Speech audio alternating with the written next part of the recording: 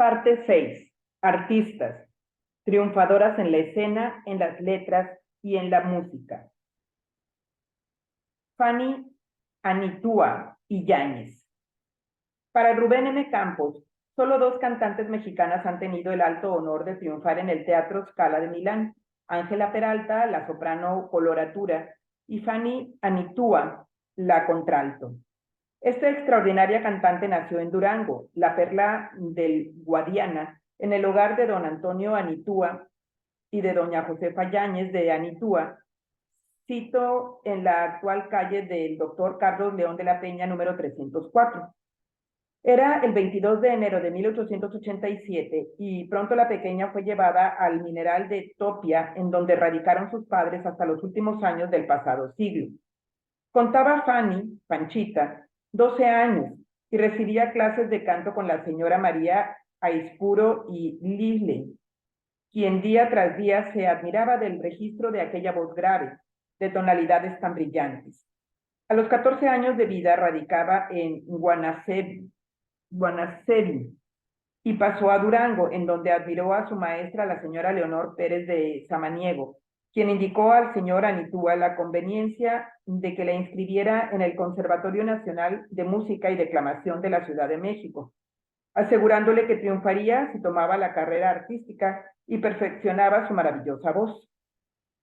En México, Distrito Federal, el 1 de abril de 1905, Fanny era alumna del conservatorio y pronto sus maestros solicitaron del gobierno federal, presidido por el general Porfirio Díaz, una beca que llevara a la joven a Europa, a Roma, a la Academia de Canto Fronche, en donde tras de recibir las primeras clases, aquella muchacha de gran temperamento artístico hizo exclamar al director del plantel: «Nunca he tenido una discípula como Fanny. ¡Qué voz! ¡Qué temperamento! ¡Qué maravilla de garganta! Nunca ha habido en Italia una contralto como ella». Había cumplido 22 años y apenas si tenía 3 de estudios musicales en Roma, cuando debutó en el Teatro Nazionale el 12 de mayo de 1909, deleitando delirantemente a quienes asistían a la representación de Orfeo de von Gluck. Vinieron otros triunfos en los que tuvo a su cargo los papeles estelares de diversos compositores italianos y alemanes, y el 16 de abril de 1910 se presentaba en el palco escénico de Scala de Milán, cantando la Herda de Sigifredo de Ricardo Wagner. Un año después, para agosto de 1911, formaba parte del conjunto artístico que hizo temporada en el Teatro Colón de Buenos Aires, y para el 20 de enero de 1912 era concertista de la Sala Pleyel de París, en la que hacía su presentación el pianista José Iturbe.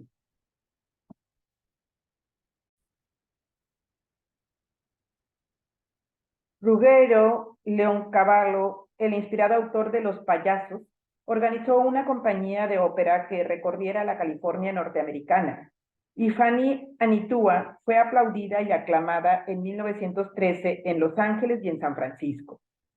En 1914 fue la figura central del elenco que hizo la temporada de ópera en el Teatro Real de Madrid, y entre los comentaristas y conocedores del bel canto se advirtió la relevancia de la contralto mexicana, que sin faltar una participó en las temporadas anuales del Scala de Milán.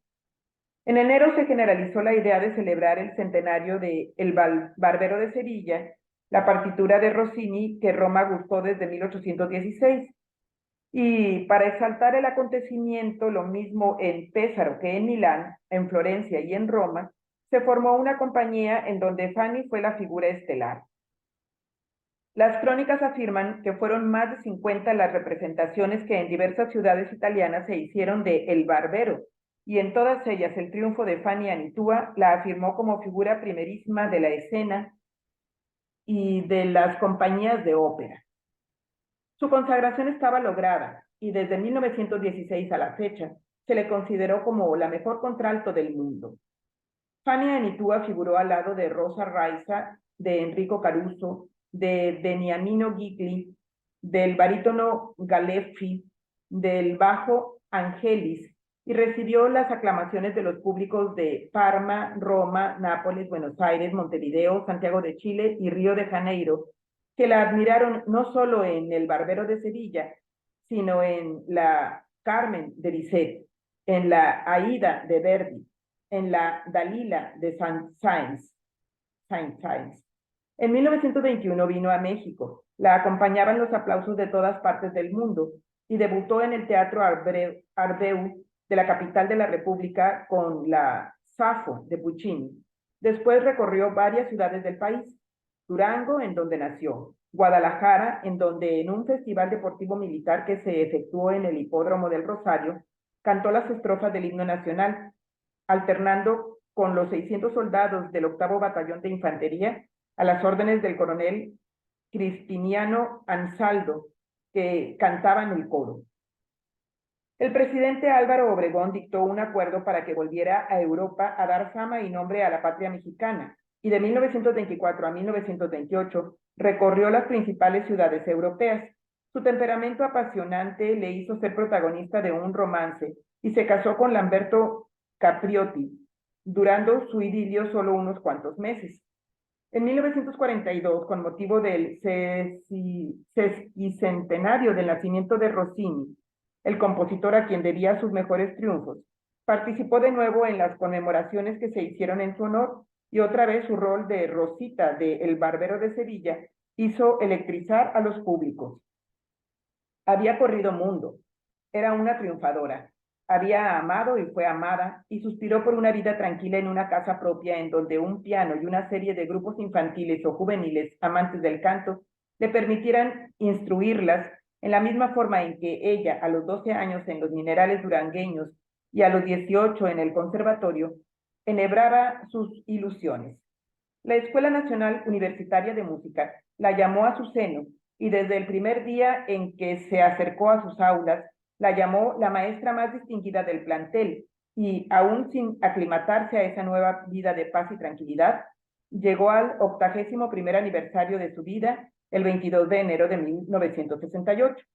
Después, 2 meses y 12 días más, un serio ataque de bronconeumonía la arrebataba de México y del mundo a las 16:15 del 4 de abril del año antes citado. No murió en su casita de Mixcoac, Distrito Federal, cita en la calle de los Juárez número 3, en virtud de que sus médicos la llevaron, en esfuerzo supremo para salvarle la vida, al centro médico de la avenida Cuauhtémoc número 330, en donde se le escapó el último aliento. Su tumba se encuentra en el Panteón Civil de Dolores de la metrópoli mexicana. En Durango, en donde se le recuerda constantemente y en donde se le homenajeó en vida en cada visita que hacía a sus paisanos, hay una columna dedicada a su memoria en la calzada que lleva al viandante al rumoroso parque de Guadiana.